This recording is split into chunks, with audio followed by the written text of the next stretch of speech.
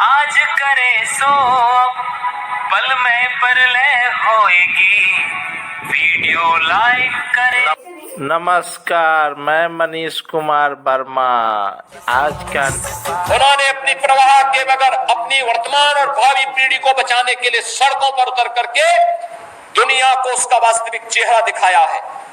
और मुझे लगता है हमारी सबकी सहानुभूति उन हिंदुओं के साथ में होनी चाहिए, उन पीड़ितों के साथ होनी चाहिए जो बांग्लादेश के अंदर अमानवीय अत्याचार, इस मजहबी उन्माद से देश को भी और दुनिया को भी बचाने के लिए आह्वान करना होगा। और मुझे लगता है कि ये मजहबी उन्माद एकता के माध्यम से ही परास्त होगा। हमने कभी दुनिया को युद्ध में नहीं झोंका। 100 रुपया किलो। हम बुद्ध का देश है, युद्ध हमारी राह नहीं है।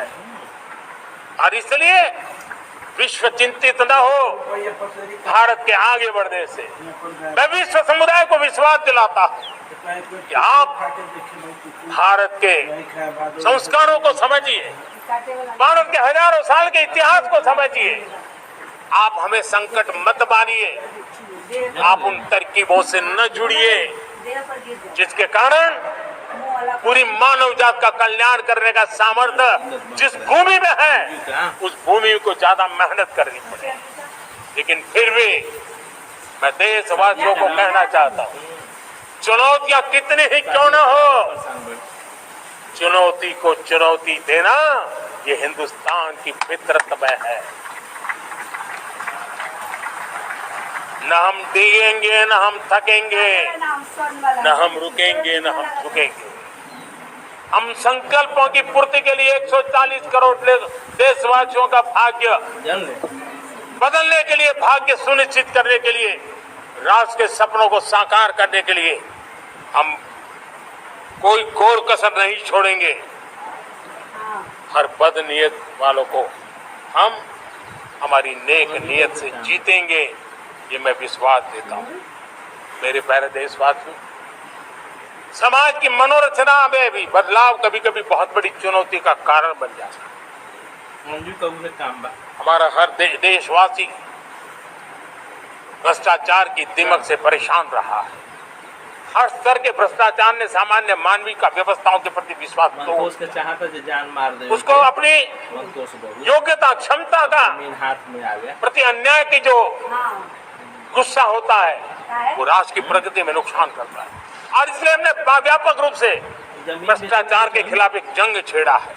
मैं जानता हूँ इसकी कीमत मुझे चुकानी पड़ती है, मेरी प्रतिष्ठा को चुकानी पड़ती है, लेकिन राष्ट्र से बड़ी मेरी प्रतिष्ठा नहीं हो सकती है। राष्ट्र के सपनों से बड़ा मेरा सपना नहीं। और इसलिए ईमानदारी के साथ भ्रष्टाचार के खिलाफ मेरी लड़ाई जारी रहेगी, तीव्र गति से जारी रहेगी और भ्रष्टाचारियों पर कार्रवाई जरूर हो। मैं भ्रष्टाचारियों के लिए भय का वातावरण पैदा करना चाहता हूँ ताकि देश के सामान्य नागरिक को लूटने की जो परंपरा बनी है उस परंपरा को मुझे रोकना है। लेकिन सबसे बड़ी नई चुनौती आई, भ्रष्टाचारियों से निपटना तो है ही, लेकिन समाज जीवन में उच्च स्तर पर एक जो परिवर्तन आया है वो सबसे बड़ी चुनौती भी है और एक समाज के लिए सबसे बड़ी चिंता भी। क्या कोई कल्पना कर सकता है कि मेरे ही देश में दिन भर जो खटता आदमी, इतना महान संविधान हमारे पास होने के बावजूद कुछ ऐसे लोग निकल रहे हैं जो भ्रष्टाचार का महिमा मंडन कर रहे हैं, खुलेआम भ्रष्टाचार का जय जयकार कर रहे हैं। समाज में इस प्रकार के बीज बोने का जो प्रयास हो रहा है, भ्रष्टाचार का जो महिमा मंडन हो रहा है, भ्रष्टाचारियों की स्वीकार्यता बढ़ाने का जो निरंतर प्रयास चल रहा है वो स्वस्थ समाज के लिए बहुत बड़ी चुनौती बन गया है, बहुत बड़ी चिंता का विषय बन गया है। भ्रष्टाचारियों के प्रति समाज में दूरी बनाए रखने से ही किसी भी भ्रष्टाचारी को उस रास्ते पर जाने से डर लगे। अगर उसका महिमा मंडन होगा तो जो आज भ्रष्टाचार नहीं करता है उसको भी लगता है कि तो समाज में प्रतिष्ठा का रंग बन जाता है, उस रास्ते में जाने में बुरा नहीं। मेरे प्यारे देशवासियों, बांग्लादेश में जो कुछ भी हुआ है उसको लेकर नहीं पड़ोसी देश के नाते इधर आदमी भी है चिंता होना, मैं इसको समझ सकता हूं।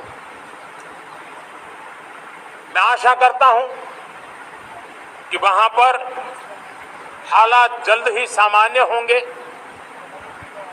ऐसा कोई आदमी होता है खास करके 140 करोड़ देशवासियों की चिंता कि वहां हिंदू, वहां के अल्पसंख्यक समुदाय की सुरक्षा सुनिश्चित हो। भारत हमेशा चाहता है कि हमारे पड़ोसी देश सुख और शांति के मार्ग पर चले। बाजारों पर शांति के प्रति हमारा कमिटमेंट है, हमारे संस्कार है। हम आने वाले दिनों में यहाँ भेजली से बांग्लादेश की विकास यात्रा में हमेशा हमारा शुभचिंतन ही रहेगा, क्योंकि हम मानव जाति की भलाई सोचने वाले लोग हैं। मेरे प्यारे देशवासियों, ना भेजता है हमारे संविधान को स्कूलों पर ना है पर 75 वर्ष हो रहे हैं। चाचा भारत के संविधान के 75 वर्ष की यात्रा देश को एक बनाना, देश को श्रेष्ठ बनाने में बहुत बड़ी भूमिका रही। भारत के लोकतंत्र को मजबूती देने में हमारे देश के संविधान की बहुत बड़ी भूमिका है। हमारे देश के दलित, पीड़ित, शोषित, वंचित को सुरक्षा देने का बहुत बड़ा काम हमारे संविधान ने किया। अब जब संविधान के 75 वर्ष हम मनाने जा रहे हैं, तब हम देशवासियों ने संविधान में निर्दिष्ट कर्तव्य के भाव पर बल देना बहुत जरूरी है। और जब मैं कर्तव्य की बात करता हूं, तब मैं सिर्फ नागरिकों पर बोझ बनाना नहीं चाहता। कर्तव्य केंद्र सरकार के भी है, कर्तव्य केंद्र सरकार के हर मुलाजिम के भी है, कर्तव्य राज्य सरकारों की भी है, राज्य सरकार के मुलाजिम के, कर्तव्य हर स्थानीय स्वराज संस्था के हैं, चाहे पंचायत हो, नगर पालिका हो, महानगर पालिका हो, तहसील हो, जिला हो, हर किसी के कर्तव्य।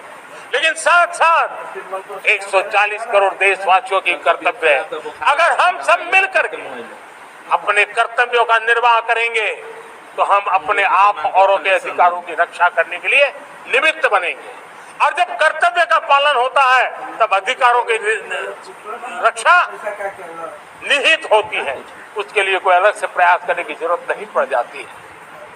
मैं चाहता हूं कि हमारे इस भाव को लेकर हम चलेंगे, हमारा लोकतंत्र भी मजबूत होगा, हमारा सामर्थ्य और बढ़ेगा और हम एक नई शक्ति के साथ आगे बढ़ेंगे। मेरे प्यारे देशवासियों, हमारे देश में सुप्रीम कोर्ट ने बार बार यूनिफॉर्म सिविल कोड को लेकर जो चर्चा की है, अनेक बार आदेश दिए हैं, क्योंकि देश का एक बहुत बड़ा वर्ग मानता है और उसमें सच्चाई भी है कि जिस सिविल कोड को हम लेकर के जी रहे हैं, वो सिविल कोड सचमुच में तो एक प्रकार का कम्युनल सिविल कोड है, भेदभाव करने वाला सिविल कोड है। ऐसे सिविल कोड से जब संविधान के 75 वर्ष मना रहे हैं और संविधान की भावना भी जो हमें सत्य, संघर्ष और अपना ज्ञान बढ़ाने के लिए MSJP न्यूज एक बार अवश्य देखे, अपना राय कमेंट बॉक्स पर अवश्य भेजे। जय हिंद, भारत माता की जय।